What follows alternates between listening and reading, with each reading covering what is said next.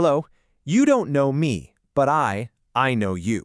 I'm that shadow that walks right beside you, the whisper you can almost, but not quite hear.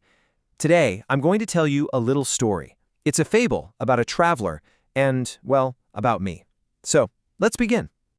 You see, every single journey of real growth, every single step you take away from that comfortable, quiet valley of what you know, it leads you straight to me. It's inevitable. I'm the companion for anyone who dares to walk a path that isn't already perfectly paved. I'm always waiting for you, just beyond the edge of certainty. Now, to understand me, you've really got to understand where the traveler came from first. I want you to imagine a place of perfect stillness, a world that existed for them before I did, a world completely without shadows. The traveler's past, that was the land of absolute clarity. Life just had this steady, predictable rhythm. It was a single, straight path. Simple. But the moment they left that valley, that's when friction appeared. Suddenly, the path started to branch out, and a new voice showed up. The voice of, what if? Yeah, that's my voice. And you have to understand this part. This tension, this thing we're calling internal friction, that's the very stuff I'm made of. I literally exist in that gap that opens up between the person you are right now and all the different people you could be, for better or for worse. And just like that, poof, I was born.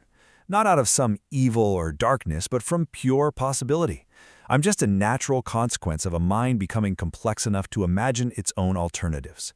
That's when I became that little flicking shadow at the very edge of the traveler's vision. At first, the traveler had no idea what to make of me. My presence was unnerving, to say the least. And then I began to speak. Our conversations, let's just say they were a little unsettling. So picture this. The traveler's standing on a high ledge, a real precipice, looking out at this vast, beautiful emptiness. Everything was completely still. No wind, no sound. It was just the traveler, that incredible view, and me, their new shadow. It was just a single word, a simple thought really, offered with no force at all. Fall. A thought that just appeared out of nowhere, but it was there. It was undeniable. The traveler was absolutely horrified. They literally stumbled back from the edge, heart just pounding in their chest. The thought felt so alien, like a total violation. It was like some enemy had gotten inside their head.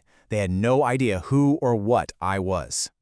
Some time passed, and the traveler was holding something precious, a piece of really delicate glass, just perfect in its shape.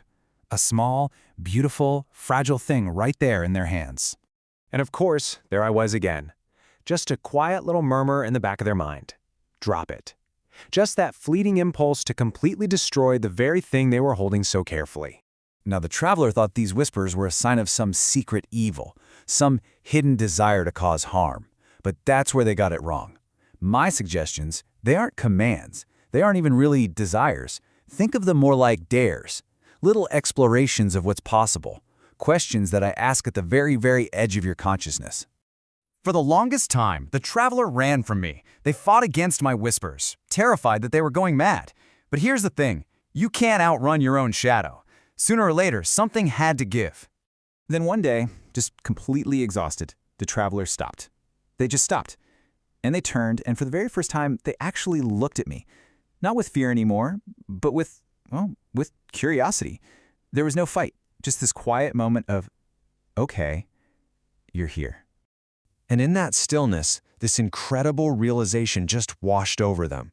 The traveler finally got it. I wasn't some monster that needed to be slain. I wasn't a sickness to be cured. My presence wasn't a symptom of their mind breaking apart. My whispers, fall, drop it. They were never actually pushing the traveler to do those things. They were doing the exact opposite. They were highlighting the fact that the traveler had the choice not to. I mean, think about it. The fact that you could fall is exactly what gives the choice to stand firm its meaning, its power. So the traveler finally understood, and they gave me a new name, the Unchosen Mirror. I reflect every single potential, the good, the bad, all of it, but I don't reflect intent. I'm just the background noise of free will. The proof that you are free to choose is that you can think the unthinkable. And so, I'll leave you with this thought. My whispers, they're a kind of forbidden knowledge. Knowledge of your own vast potential, your own capacity for literally anything. The traveler learned not to fear me, but to see me as proof of their freedom. So, let me ask you, what am I whispering to you right now?